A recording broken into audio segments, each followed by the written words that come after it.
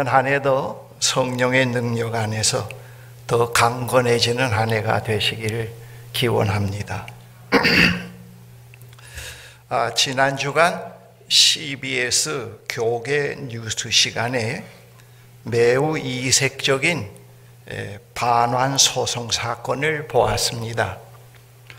오랜 기간 이단 사이비 집단 신천지에 빠졌던 사람들이 거기에서 나와 신천지 피해자 연대를 만들어 청춘 반환 소송을 법원에 제기했습니다.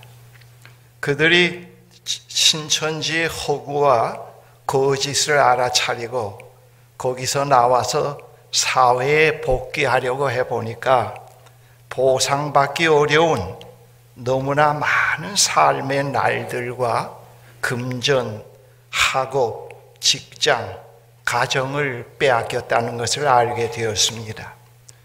그러한 그들은 돈으로 보상받을 수 있는 것은 아니지만은 그들의 억울함을 보상해 보려고 하는 마음에서 그러한 소송을 제기한 것입니다.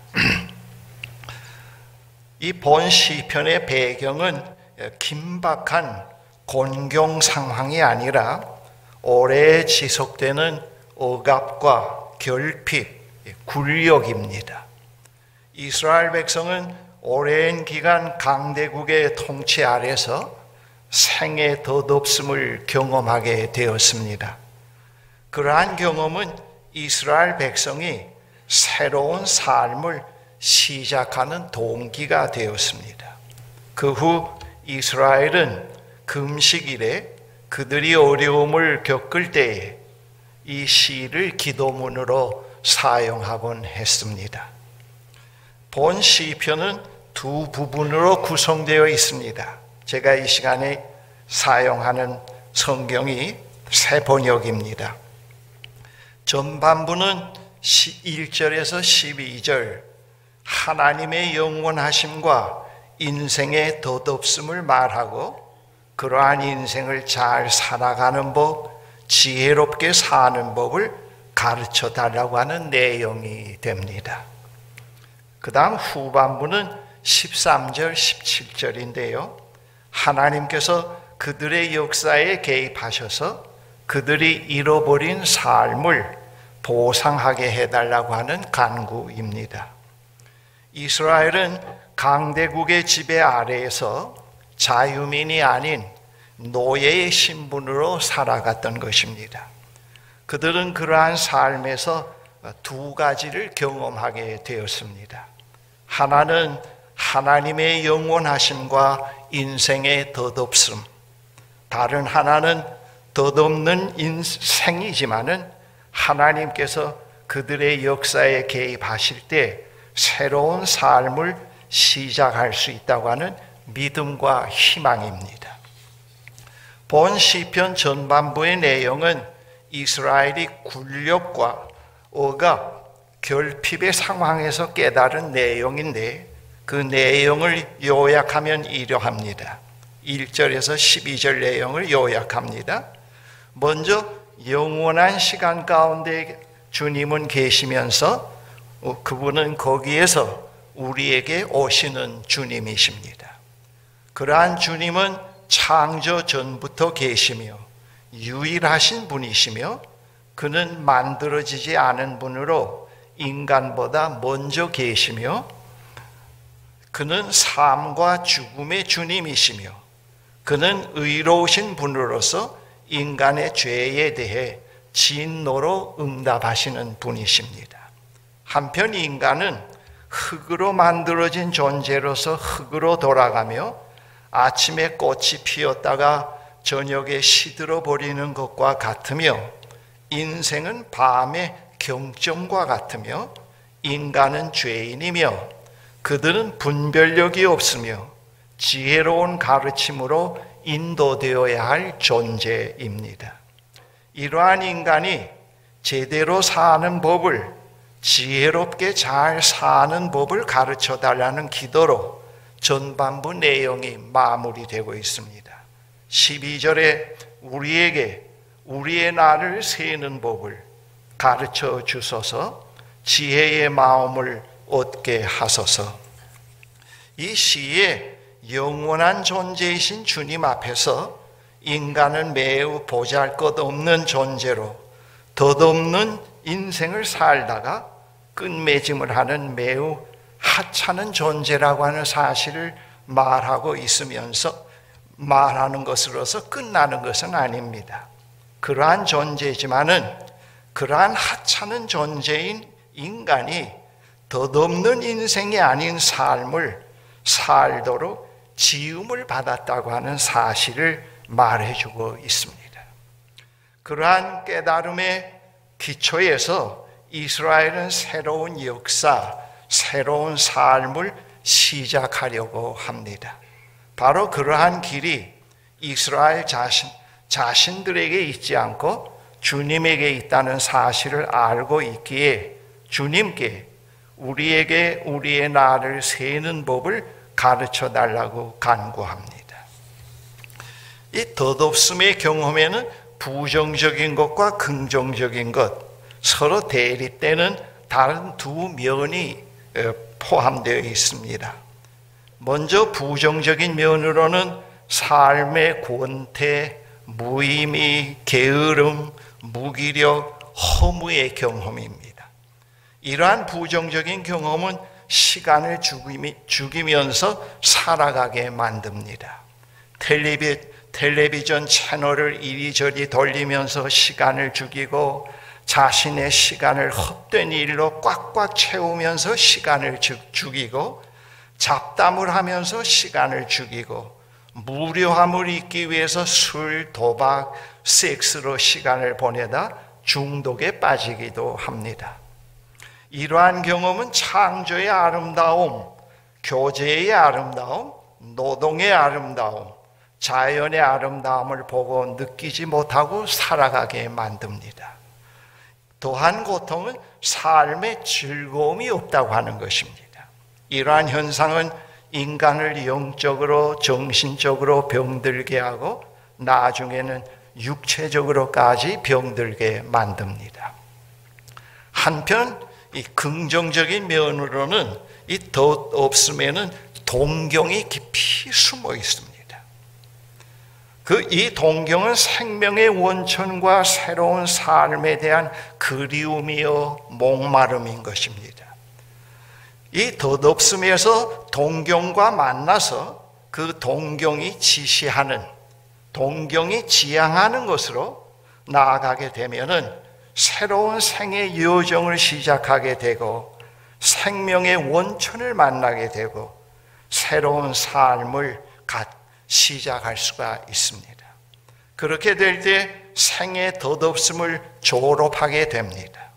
우리가 동경의 세계로 향하게 될 때 현재의 생은 매우 사랑할 만하고 살만한 생으로 느껴지기 시작을 합니다.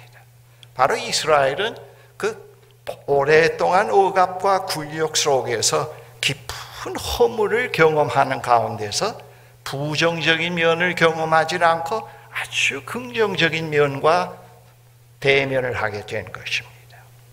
그리고 이러한 그 긍정적인 면은 현재 일상에서 자연의 아름다움, 교제의 즐거움, 노동의 즐거움, 삶의 새로운 맛을 경험하는 사랑을 배우게 됩니다. 본 시편은 생의 덧없음의 경험에서 새로운 삶으로 나아가는 이스라엘 백성들이 드리는 기도문입니다. 생의 덧없음에는 역사를 새롭게, 인생을 새롭게 시작할 수 있는 길이 숨겨져 있다고 하는 사실을 이 시편에서 말하고 있습니다. 덧없는 인생이지만 아침에 아름다운 꽃을 피웠다가 저녁에 지는 것과 같이 짧지만은 아름다운 꽃을 피워 그 모습으로 창조주의 아름다움을 보여주는 몫을 할 수 있는 의미 있고 가치 있는 일로 생을 살 수 있도록 창조되었다고 하는 사실을 여기서 말하고 있습니다. 이 시편을 잘못 읽으면 허세가 허무의 시로 우리가 받아들일 수 있습니다만은 그것은 아닙니다. 이 시편에는 수명이 길다고 다 좋은 것이며 건강하다고 다 축복이요 부자라고 다 복받은 생은 아닙니다. 영원하신 주님 앞에서는 장애인, 가난한 사람, 능력이 없는 사람, 건강한 사람, 부자, 상류층, 공부 많이 한 사람, 학벌이 낮은 사람, 흑인, 황인종, 백인종 다 덧없는 생이라고 얘기를 합니다. 문제는 그들이 그러한 사실을 깨닫고 알고 그러한 생을 잘 사는 지혜를 깨달으며 사느냐 그렇지 않느냐 하는 것이 문제라고 하는 것을 이 시편에서 말씀합니다.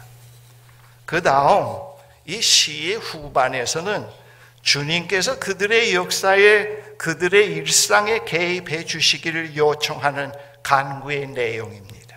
3절 17절에 이스라엘은 오랜 기간 강대국의 억압, 굴욕에서 하나님의 위로와 사랑에 매우 굶주려 있게 되었습니다.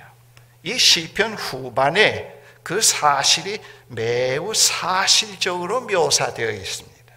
제가 새 번역으로 천천히 한번 읽어드리겠습니다. 주님 돌아와 주십시오. 언제까지입니까? 주의 종들을 위로해 주십시오. 우리가 평생토록 즐거워하고 기뻐하고 할 수 있도록 아침에는 주의 사랑으로 만족하게 해 주십시오. 우리를 괴롭게 하신 날수만큼 우리가 재난을 경험한 횟수만큼 우리에게 즐거움을 주십시오. 주의 종들에게 주께서 하신 일을 드러내 주시고 그 자손에게는 주의 영광을 나타내 주십시오. 주 우리 하나님 우리에게 은총을 베푸셔서 그 다음 반복됩니다. 두 소절이 우리의 손으로 하는 일이 견실하게 하여 주십시오. 우리의 손으로 하는 일이 견실하게 하여 주시옵소서. 덧없는 인생에서 먹고 즐기고 서로 미워하고 시기하는 희망이 없는 삶이 아닌 이 덧없는 인생에서 기쁨, 감사, 찬양이 있고 다른 사람을 사랑하고 의와 공의를 실현하는 삶의 기적이 포함되어 있다는 것을 말하고 있습니다. 그러한 기적은 덧없는 생이 영원한 주님에게 속해 있다는 사실을 깨달을 때 일어나는 기적입니다. 창조주 하나님의 영이 우리를 깨어나게 할 때, 우리 가운데서 역사해 갈 때 덧없는 생을 아름답게 살아가게 만듭니다. 이 시편에서는 이 짧은 인생이 나쁘다고 얘기하지 않습니다. 무의미한 거라고 얘기하지 않습니다. 그 짧은 생의 아름다움, 그 짧은 생의 신비를 우리에게 얘기해 주고 있습니다. 여러분의 이해를 좀 더 도와드리기 위해서 제가 하나의 비유를 말씀드리겠습니다. 제가 만든 겁니다. 여러분, 아름다운 교향곡을 연주하는데 여러 가지 악기가 동원되지 않습니까? 그러한 다양한 악기가 그 자체로서는 덧없는 것들이라고 말할 수가 있겠지요. 그렇지요? 그런데 그러한 악기들이 각 연주자들의 손에 들려져서 지휘자의 지휘 아래 하나의 교향곡을 연주해낼 때 자기 파트에서 자기의 소리를 내면서 아주 조화롭고 아름다운 전체 하모니를 내게 됩니다. 영원한 존재와 영원한 시간과 덧없는 존재와 짧은 시간의 관계를 그것으로 비유해 말씀드릴 수가 있겠습니다.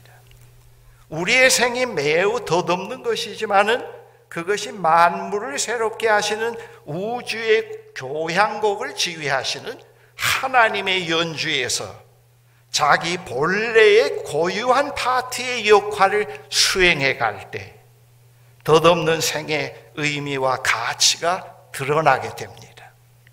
그때에는 덧없음이 크게 문제가 되질 않습니다.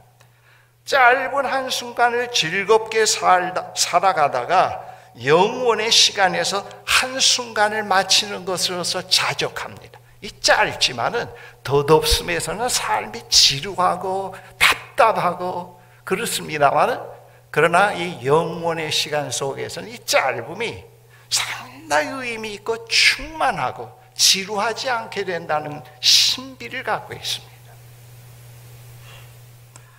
영원의 시간에서 한순간을 마친다는 것은 매우 가치 있는 것으로 받아들일 수가 있습니다. 자신의 인생의 한순간은 영원에서 한 부분이라는 사실로 만족할 수가 있습니다. 우리의 덧없음의 한순간의 생이 영원에 속해 있기 때문에 허무한 것이 안 되고, 모든 우리는 피조물이기 때문에 영원할 수 없습니다. 그러나 우리의 생은 영원에 잇대어 있기 때문에 이 덧없는 생이 참 충만할 수가 있다는 겁니다. 길게 오래 살고 지루하게 사는 것보다도 더 가치가 있다는 것을 말해주고 있습니다. 여러분, 근래에 와서 인간의 수명이 과거보다는 길어지고 있습니다.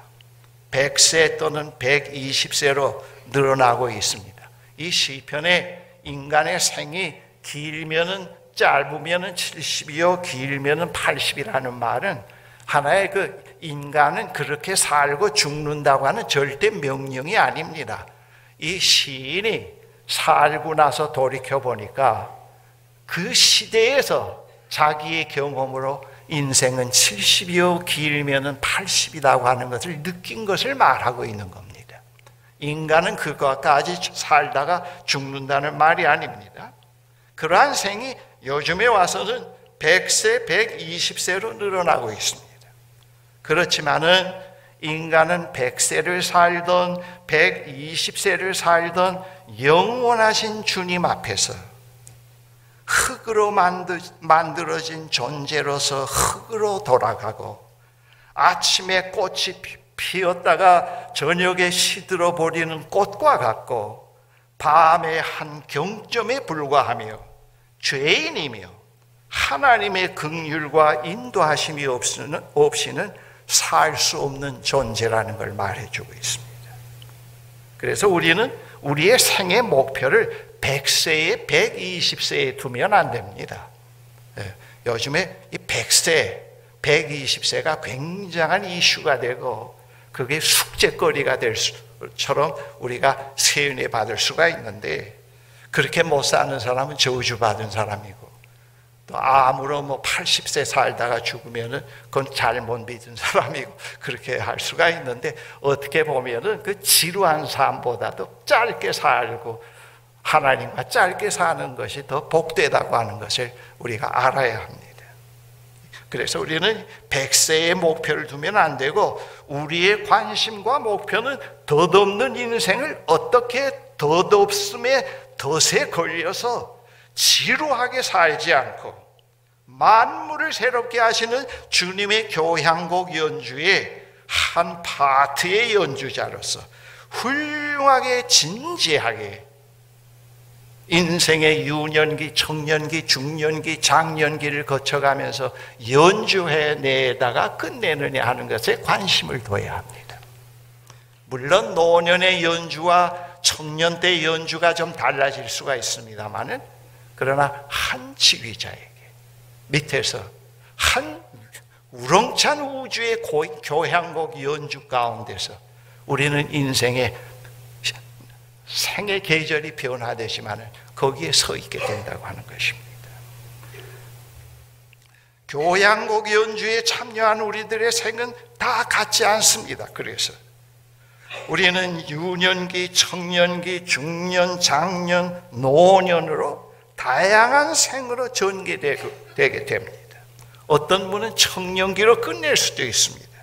어떤 분은 어린아이로, 어떤 생명은 어린아이로서 살다가 세상을 다 살지 못하고 3살, 4살로 세상을 끝날 수도 있습니다.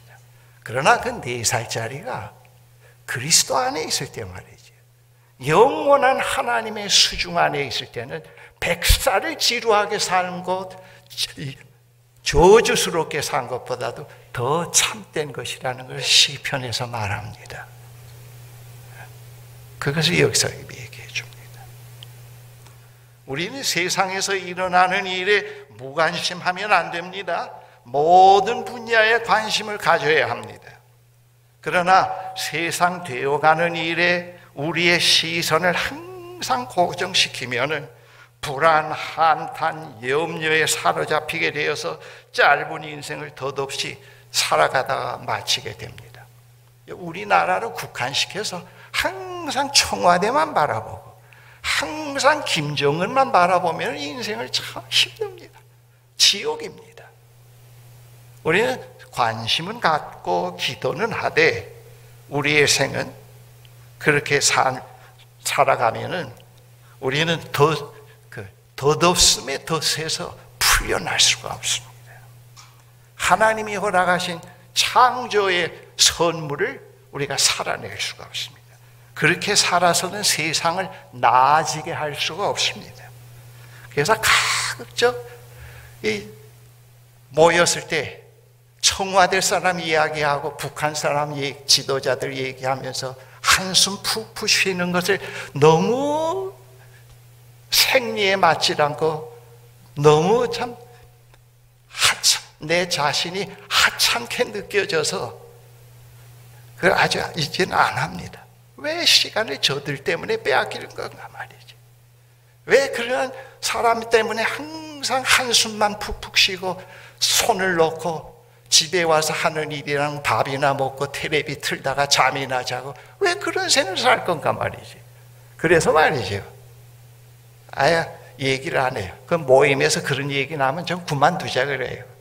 예, 피하는 게 아니고 말이죠. 왜 그들에게 인생을 더덥게 그들 때문에 더덥게 살게 만들어요. 그러나 기도는 하지요. 저들의 손에 우리가 먹힘을 당하지 않게 해주십시오. 저들이 우리의 생을 지배하지 않게 해주십시오. 기도를 합니다.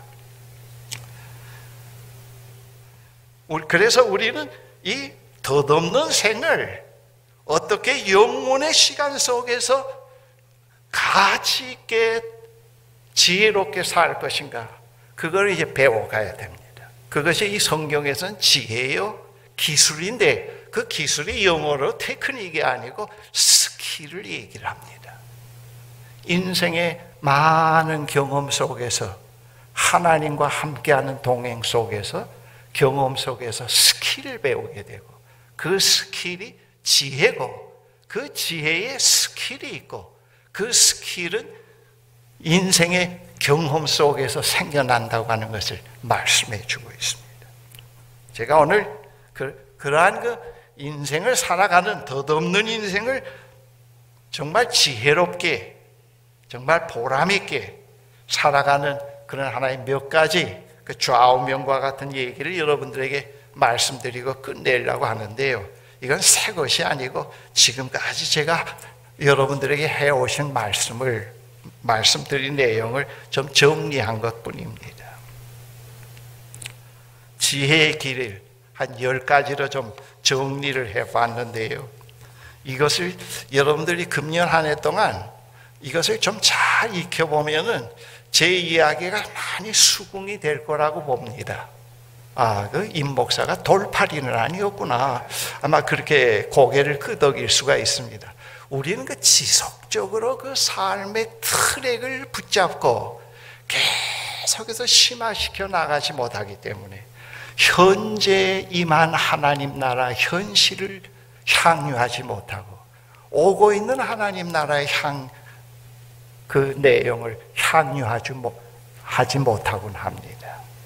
우리는 그것을 계속해서 자꾸 숙지하고 묵상하고 경험 속에서 그건 무엇을 의미한다는 것을 잡아내고 그러면서 그걸 가보면은요, 이거 덧없는 인생이 참 좋구나. 그걸 배우게 돼요. 설교를 듣고 나서 그다음 반짝하고 가서는 이 월요일부터 토요일까지 전부 덧없는 생을 덫에 묶여서 무의미하게 지루하게 그렇게 살다가 보니까 한숨만 푹푹 쉬게 되지요. 그러니까 그렇게 살면 안 될 것 같아요. 상당히 공을 들여야 됩니다. 현재 임한 하나님 나라의 현실에 머물려면 상당히 공을 들여야 됩니다. 그러지 않으면 다 뺏깁니다. 먼저는 이 하나의 덧없는 인생에서 지혜롭게 살아가는 길입니다. 이 본문에 나의 나를 계수함을 가르쳐 주셔서 하는 이 말이 그 원문에서 다시 의역을 해보면은 내 짧은 덧없는 인생을 보다 참되게 즐겁게 지혜롭게 사는 법을 가르쳐 주세요. 그 뜻입니다. 나이가 몇 살까지 수명이 될 겁니까? 미리 좀 점을 쳐주세요. 그 뜻이 아닙니다. 이 덧없는 생을 어떻게 이 짧은 인생을 영원에 잇대어서 보다 즐겁게 참되게 의미 있게 살아갈 수 있을지 그것을 나에게 가르쳐 주세요. 그걸 얘기를 합니다. 그래서 이 본문의 이 시편 전체에서 그 전반부의 그 마지막 12절의 내용이 나의 날수 계수함을 가르쳐 주세서로 그게 끝나고 있습니다. 첫 번째는 많이 이미 여러분들에게 말씀드린 내용인데 자기 자신과 나 자신과 화해의 삶을 계속 배워가야 합니다. 다른 사람과 비교하지 말고 문제가 있는 나, 잘못을 저지르는 나, 상처가 있는 나를 소외시키고 부인하지 말고 자꾸 시인하고 사랑으로 포용해주고 품어야 합니다. 그렇지 않으면 진정한 나는 머무를 곳이 없습니다. 나 자신 안에서도 그리고 공동체 안에서도 머무를 곳이 없습니다. 우리 자신을 있는 그대로 받아들이고 나를 사랑할 때 나 자신이 살아갈 삶을 발견하게 되고요. 그 웅장한 오케스트라에서 나의 자리와 나의 악기를 찾아내게 됩니다. 그래서 중요해요. 늘 남의 것을 흉내내고 어떤 하나의 어떤 쇼를 하면서 살아가면요, 자기 자리를 찾지 못해요. 늘 비교 속에서 살면. 여러분 이걸 한번 1년 동안 해보십시오. 거짓된 일, 잘못된 일, 죄 짓는 걸 자꾸 합리화시키라는 말이 아닙니다. 이거 1년 동안 깊이 묵상해서 해보면 이 깊이 있는 내용을 터득을 하게 돼요. 내 자신과 화해의 삶이 뭐라는 걸 알 수가 있습니다. 우리 자신과 화해의 삶을 살아갈 때 외로움, 갈등, 무의미, 방황에서 벗어날 수가 있습니다. 우리가 잘못하면 여기서 벗어나지 못하면 항상 자신이 이상하는 훌륭한 삶을 볼 때 마치 자기 자신인 것처럼 내세우고 그렇게 살지 못하는 사람들을 멸시하게 됩니다. 나 자신으로 사는 것이 왜 중요하냐 하면은 이미 말씀드린 대로 그 주님의 교향곡 연주에서 나 자신의 파트를, 내 악기를 발견할 수 있기 때문에 그렇습니다. 이 파트에서는, 이 교향곡 연주에서는 장애인이나 앞 못 보는 사람이나 말이죠, 잘 못 걷는 사람이나 신분이 낮은 사람이나 학벌이 높은 사람이나 하나님은 개의치 않으십니다. 내가 너로서 이 자리에 있는가 그걸 질문합니다. 남의 흉내를 내면서 여기에 와 있느냐, 하나님 그걸 묻질 않아요. 그 경험적으로 알 수가 있지요. 그렇죠? 그래서 내 자신을 화해를 해야 됩니다. 그렇지 않으면 다른 사람들을 자꾸 이상 속에서 멸시하게 되고 그리고 다른 사람들에게 대해서 무례하게 행동할 수도 있습니다. 안셀림 그리는 이 독일의 그 영성 신부인데, 학을 전공한 신부인데요, 이런 얘기를 했어요. 실제로 많은 사람들은 자기 자신에게서 도망치고 있다. 그들은 자신의 불안으로부터 또는 죄의식으로부터 도망친다. 또 위협적인 상황과 다른 사람들과의 갈등으로부터 도망친다. 그러나 그들이 도망치려는 것들은 여전히 그들 안에 머물러 있다. 그들은 이 모든 것을 자신 안에 지니고 도망칠 뿐이다 얘기를 했어요.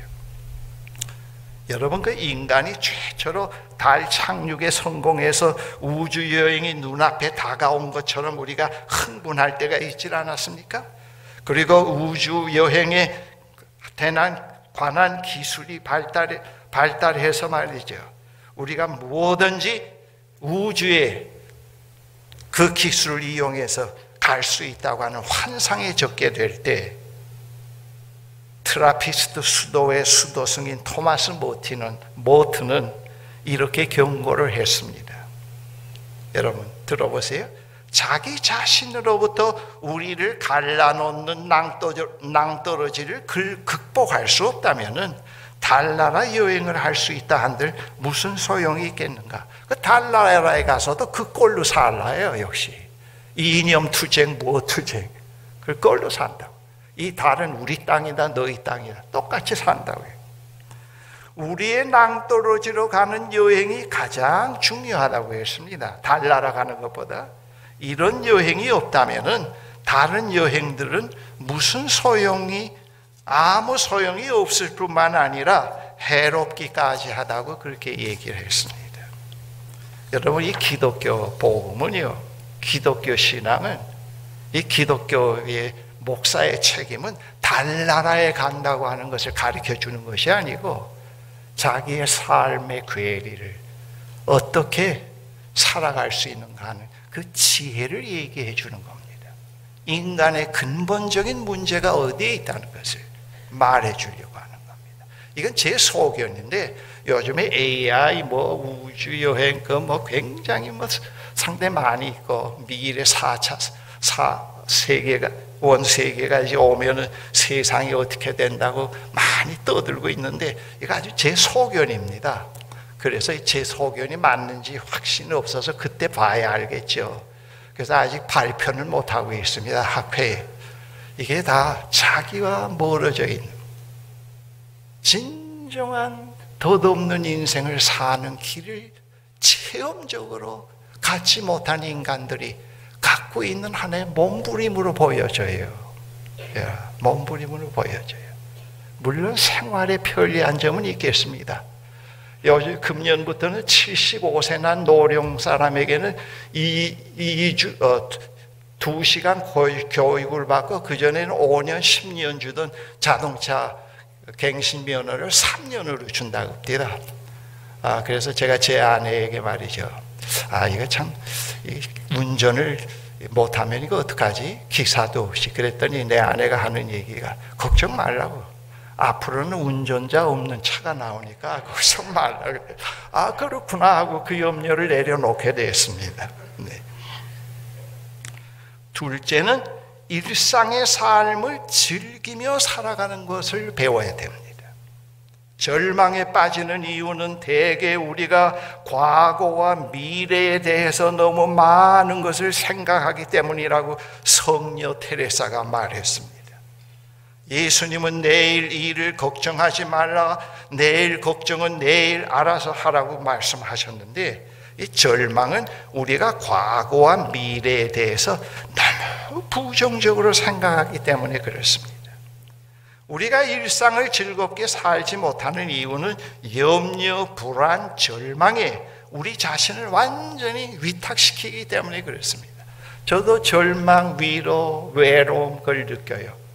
그러나 제 내면 깊이 존재의 밑바닥에는 부활하신 주님과 내가 함께 있기 때문에 그 기반을 흔들어 놓고 그 기반을 깨트릴 수 있는 것이 전혀 없네요. 불안도, 염려도, 죽음도 그냥 느낄 뿐이에요. 사로잡히진 못해요. 그래서 그냥 읽습니다. 불안이 오는구나. 이 무엇 때문에 불안이 오고 있는가? 이 존재의 밑바닥에 어떤 불안과 풍랑 속에서도 흔들려지지 않는 그것이 이 80평생 예수 믿으니까 형성이 되네요. 이게 참 얼마나 귀한지요. 이게 얼마나 좋은지요. 이게 돈 주고 살 수 없다고 봅니다. 우리는 염려, 불안, 절망에서 을 피할 수는 없습니다. 그걸 느끼는 것과 거기에 사로잡혀서 먹힘을 당하는 것과는 달라요. 그러면 안 돼요. 그래서 우리는 일상의 삶을 즐기며 사는 법을 배워야 되는데, 그래서 우리는 염려, 불안, 절망, 분노, 갈등을 있는 그대로 느끼는 대로, 맨 밑바닥에는 잔잔함이 있기 때문에 느끼는 그대로 그 느낌을 자꾸 없애야 하려고 싸우질 말고, 그것을 느끼는 대로 밑바닥에 잔잔함이 없고 전부 밑바닥부터 전부 해일이 솟구쳐 오르는, 해일에 바닷물이 솟구쳐 오르는 것처럼 되더라도 그 순간에 그대로 가지고 하나님 앞에 갖고 나아가곤 해야 됩니다. 하나님 지금 매우 불안하네요. 지금 매우 힘드네요. 미움이 가득 차고 분노가 나를 몹시 괴롭히고 있네요. 잠이 오지 못할 정도로 고민이 생기네요. 보시옵소서. 우리가 자꾸 그런 훈련을 기도로 해야 돼요. 그것을 다스릴 수 있고 요리해 갈 수 있는 스킬이요, 벌써 우리 예수 믿는 사람들에게는 벌써 있어요.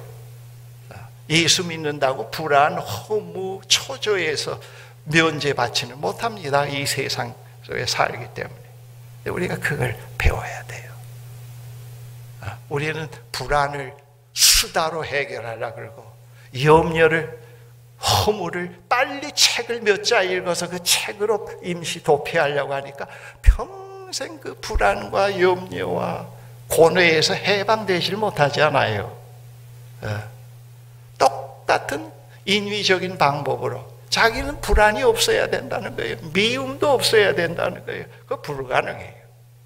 그러나 존재의 밑바닥에 어떤 불안과 어떤 폭풍과 염려와 근심과 미움도, 죽음에 대한 두려움도 침투할 수 없는 그것이 생겨요. 거기서 우리는 객관화시켜 볼 수가 있습니다. 그런 걸 우리가 배워가야 돼요. 그 다음 세 번째는 의미 있는 삶을 찾아다니지 말고 현재 자기가 하는 일에 의미와 가치를 부여할 수 있어야 됩니다. 이게 아주 중요해요. 우리 주변에는 의미 있는 일을 찾아서 평생 방황하는 사람이 얼마나 많은지 모릅니다.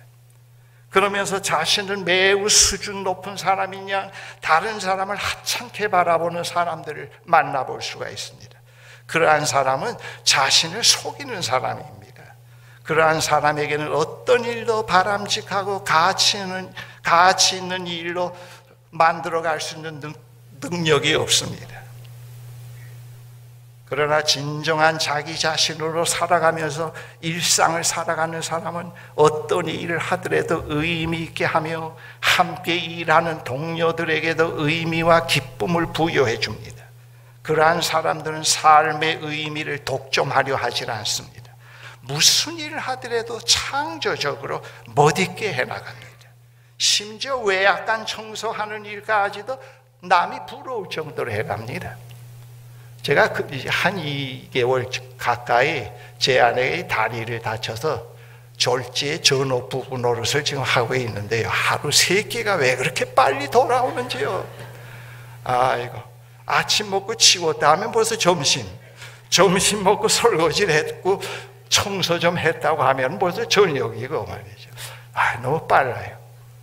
그런데 제가 여기서 상당히 중요한 것을 몇 가지 터득했어요.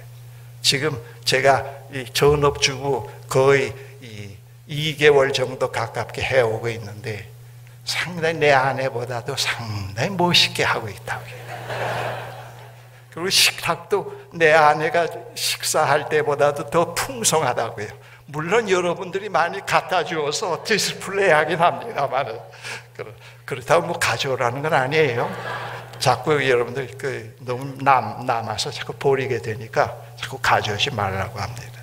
그런데요, 무슨 일을 하더라도 창조적으로 의미와 가치를 부여해서 할 수 있다고 하면은 이게 참 좋아요. 그 하나님 나라 아닙니까? 그렇죠? 거기서 오고 있는 하나님 나라를 우리가 볼 수가 있습니다. 이야, 이거 목사가 말이지, 이 마누라 뒷바라지만 해주고 괜히 결혼을 했구만 말이지요. 뭐 그럴 수도 있잖아요. 그건 아니죠. 그건 아닙니다. 그 다음에는 넷째로 다른 사람과 깊이 있는 우정을 자꾸 쌓아가야 됩니다. 표면적으로 거칠애로의 관계가 아니고요. 어떤 사람의 경우 함께 일하는 동료를 모두 경쟁자로 만드는 사람을 볼 수 있습니다. 누구와도 화목하지 못하는 사람이 있습니다. 그러한 사람들에게는 다른 사람에 대한 비판이 많고 다른 사람에 대한 시기와 질투로 가득합니다. 그러한 사람은 항상 따돌림을 당하게 되고 외톨이가 됩니다. 그는 다른 사람에게 자신만을 믿고 따르게 하려고 다른 사람을 비판하고 믿지 못할 사람으로 전부 세뇌시키곤 합니다. 그건 상당히 잘못된 겁니다. 그리고 어떤 사람은 자신을 항상 위대한 사람으로 남에게 보여서 다른 사람의 존경을 받으려고 하지만은 그것도 허상입니다. 진정한 우정은요, 자신을 있는 그대로 드러내 보이면서부터 시작이 돼야 됩니다. 항상 감추고 체하고 나는 너보다 낫다고 하는 데서는 우정이 성립이 안 됩니다. 많은 군중 속에서도 늘 고독하고 피곤하고 옆에 친구가 있어도 고독합니다. 그렇게 되면 안 돼요. 진정한 우정은 자신을 있는 그대로 보이면서 신실함, 가식 없이 나눔, 격려, 서로의 위로에서 맺어지는 겁니다. 다른 사람과 화해의 삶을 살지 못하는 사람은 자신과 불화 가운데서 사는 사람입니다. 그러한 사람들은 자신과 화해하지 못하고 있기 때문에 어떤 것에도 만족하지 못합니다. 여섯째는요, 사랑을 얘기를 하지 말고 어떤 자기의 인기를 위해서 도구로 이용하려고 하지 말고 진심으로 다른 사람을 용서할 수 있고 다른 사람의 부족한 점을 이야기거리로 삼지 않고 오히려 도와주고 격려해 줄 줄 알고 다른 사람을 심판하지 않고 판단하지 않고 다른 사람을 자꾸 일으켜 세우고 다른 사람의 삶을 일깨우고 다른 사람을 축복해 주는 그런 삶을 배워가야 됩니다. 여러분, 이렇게 우리가 살아봅시다. 참 삶이 살만해요. 살만한 인생입니다. 보기 싫은 사람만 늘 있고 항상 벽을 쌓고 피상적으로 시니컬한 이야기로 자기를 가리우게 되고 그러면요, 인생은 산만한 것이 못 됩니다. 하나님 나라는 거기에 없습니다. 여섯째, 그 다음에 일곱 번째는 생의 고난, 실패, 장애물을 더 나은 생으로 도약하는 디딤돌로 삼는 겁니다. 그렇게 하기 위해서는 현실을 받아들이는 법을 배워야 됩니다. 위기를 기회로 만들어가고 상처를 진주로, 노화를 받아들이고 죽음을 받아들이고 변화를 받아들일 수 있는 그런 훈련을 자꾸 해가야 됩니다. 여덟 번째, 언제나 나 자신은 되어가는 과정에 있다는 것을 받아들여야 됩니다. 어느 순간도 이 정도면 됐다고 하는 착각에 빠지지 말도록 그러한 삶을 위해서 현재를 단정하지 말고 미래로 열어놓아야 합니다. 언제나 나는 하나님의 길들임 가운데 있다는 사실을 인정하고 성령의 인도하심에 자신을 자꾸 위탁하고 순종해가는 삶을 배워가야 합니다. 여러분, 이 신앙이요, 여러분 영성 훈련 속에서 그걸 경험한 분이 계실지 모르지만 처음에는 자꾸 논리로 머리로 의식의 회전으로 하기 때문에 참 신앙이 늘 생각으로 만들어가기 때문에 피곤해요. 그런데 자꾸 자꾸 성령과 함께하는 삶을 깨닫고 그의 인도를 자꾸 하루하루의 삶 속에서 위탁해 가고 그를 믿는 믿음만 붙잡고 그를 대한 신뢰를 믿고 살아가면은 이 머리 아프고 회전하는 데서부터 벗어나요. 마음의 평안이 오기 시작하고 하나님은 머리 회전으로 믿는 것이 아니구나. 그렇게 돼요. 잘못하면 기독교 신앙이 항상 머리 굴리면서 신경 쓰다가 끝날 수가 있거든. 그거 아니에요. 믿어보면은 자꾸 오늘도 성령으로 그분이 나와 함께 부활하신 주님이 성령으로 나와 함께 하시는데 그분이 뭘 말씀하실까? 오늘도 그분의 인도를 내가 따르겠다고 하는 결심뿐이에요. 뭘 만들어내고 계획을 세우겠다고 하기보다도 신뢰가 깊어질수록 계획이 자꾸 없어지네요. 이게 신비거든. 그렇다고 앞이 닫히는 건 아니고 말이지. 그리고 그분을 믿게 돼요. 그분을 신뢰하게 돼요. 그 다음에는 9번째는 하나님의 백성인 우리들은 우리의 생애 우선순위를 언제나 그 나라와 그 의를 구하는 일에다가 두어야 합니다. 그러지 않으면 늘 에고의 감옥에 갇혀서 언제나 자기의 이익을 챙기는 데다가 두면은 절대로 안 돼요. 절대로 안 돼요. 제가 지난번에 그저께인가요? 우리 모세골 안에서 교역자들 또 우리 형제 자매들 함께 사는 분이 조금 나와서 얘기해 달라 그래서 유 목사님이 안 계셔서 잠깐 나가서 얘기를 했습니다. 이제는 그 자녀들도 다 들어와 있지 않습니까?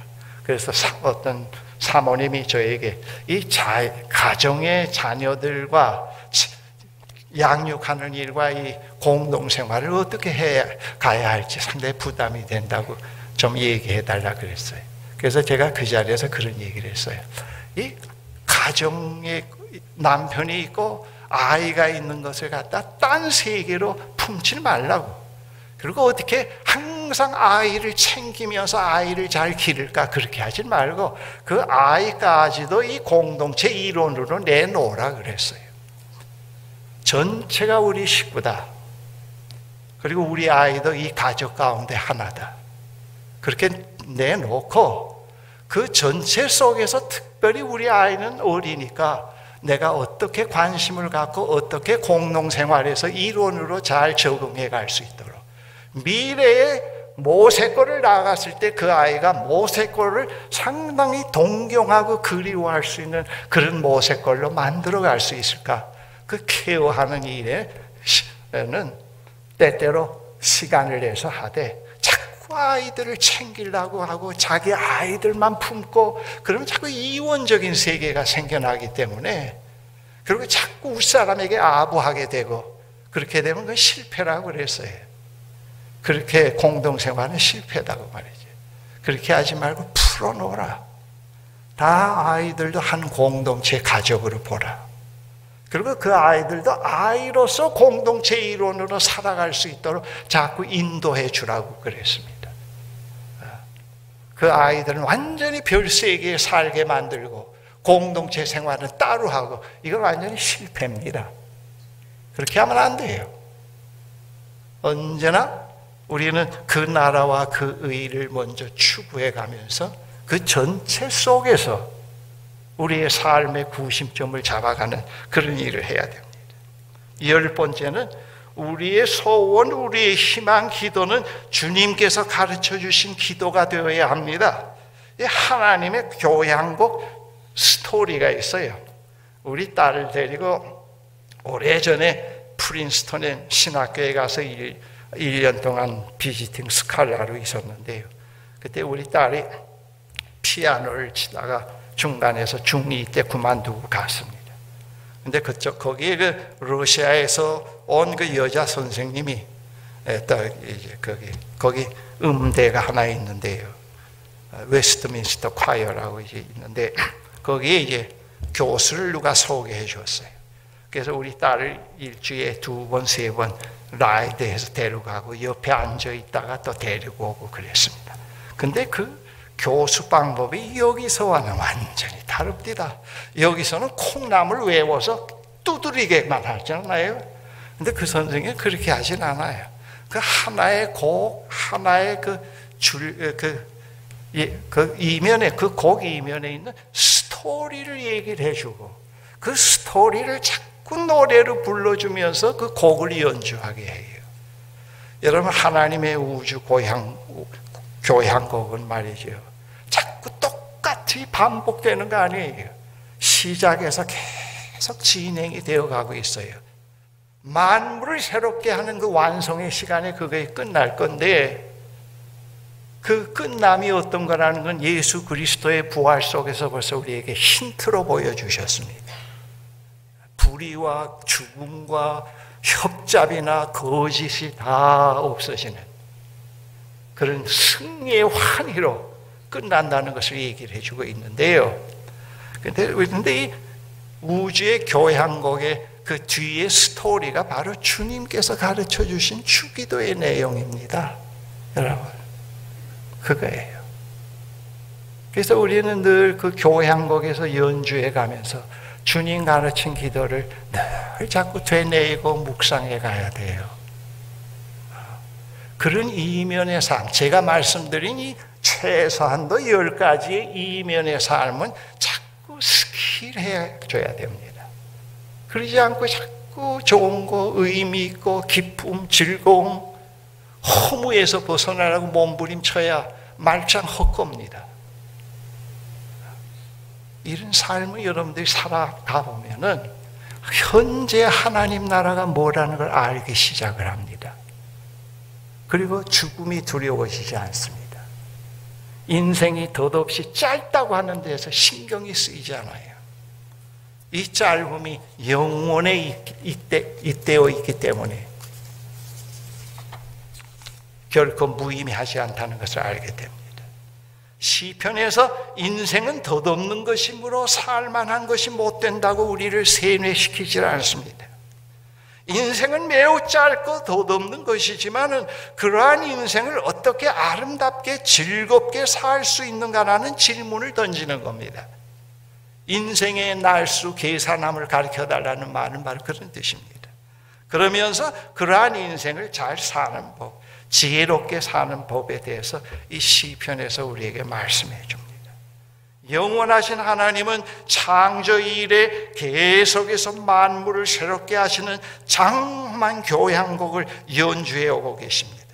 이미 말씀드린 대로 그 교향곡은 반복적인 것이 아닌 아직 끝나지 않고 있습니다. 그 마지막이 어떠할지 예수 그리스도의 부활에서 이미 우리에게 보여주신 것입니다. 하나님의 백성들인 우리는 그 장엄한 연주의 한 파트를 맡고 있다는 걸 늘 기억하십시오. 설거지를 하든 나처럼 전업주부일을 하든 그 굉장한 파트거든. 굉장히. 내 아내는 자꾸 잘한다고 칭찬을 해줘요.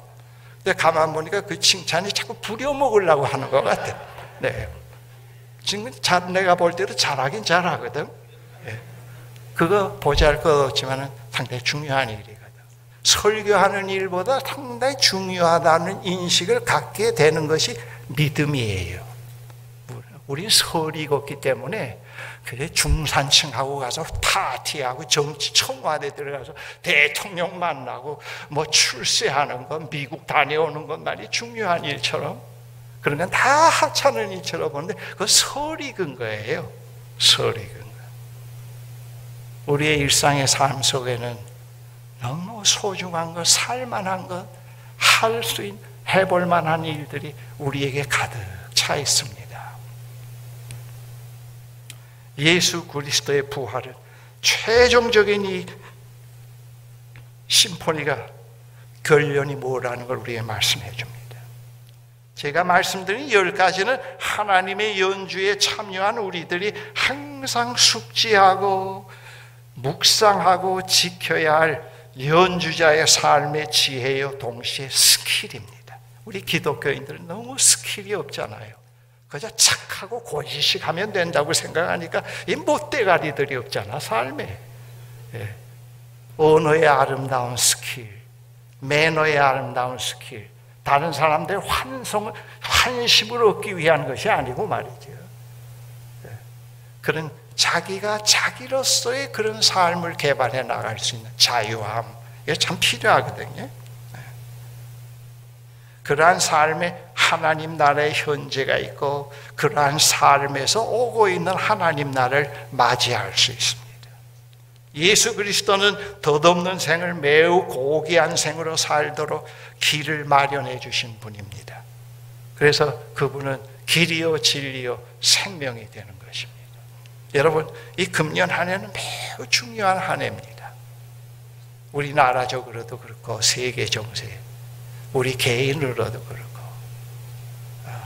우리는 금년 한 해에 또 우리 홀로가 아니고요, 이 덧없는 생을 살아가야 되는데 이 덧없는 생을 어떻게 지혜롭게 잘 살 수 있을까? 이게 큰 우리의 명제입니다. 거기에 이 시편에서 우리에게 해답을 줍니다. 제가 우리 모세걸 여러분도 아시다시피 그 10주년 되는 해에 강 목사님 오시고 다 내주고 시간 여유가 많아서 이제는 무엇을 좀 더 깊이 생각해 볼까 해서 이 시편을 손대기 시작했어요. 그리고 신학교 때 배운 히브리어 교본을 다시 사서 좀 익혀가기 시작을 하면서 해보기 시작을 하니까 이 목사 초년범 때 봤던 시편이 아니네요. 야, 이거 시편을 모르고 죽었더라면 후회될 뻔했구나 말이죠. 그렇게 생각이 되네요. 무한한 지혜와 길이 있네요. 덧없는 인생을 덧없이 살 수 있는 진가가 여기에 포함이. 이거 없이는 우리가 하나님 나라 백성의 진가를 알 수가 없어요. 여러분, 그런 면에서 우리는 깨어납시다. 늘 덧없는 인생에 붙잡혀서 예수를 믿으면서도 지루하고 한숨만 푹푹 쉬고 그껏 가는 것이 답답할 때 사우나 정도, 그껏 가는 게 그저 외국에 한번 갔다 오는 거, 그걸로 끝나면 안 돼요. 더 중요한 본질의 삶을 우리는 파고들어야 됩니다. 기도하십시다. 전능하신 하나님, 2019년도는 또 우리에게 귀한 선물입니다. 이 19년도도 18년도와 같이 우리는 덧없는 인생, 매우 짧은 인생을 살아가는 한 해가 될 겁니다. 그러나 이 덧없는 인생은 영원에 잇대어 있기 때문에 1년, 금년 한 해 1년은 매우 소중하고 매우 귀중합니다. 덧없이 살지 말게 해주십시오. 덧없는 덫에 걸려서 늘 불안과 염려와 한숨과 무의미 속에 시달리지 않게 해주십시오. 이것을 넘어설 수 있는 지혜를 갖게 하시고 삶의 방식을 터득해 갈 수 있게 해주십시오. 그래서 우리가 믿는 하나님이 어떤 분이라는 것을 금년 한 해 동안 열심히 다른 사람들에게 알려줄 수 있는 저희들이 되게 해주시옵소서. 예수 그리스도의 이름으로 기도합니다. 아멘.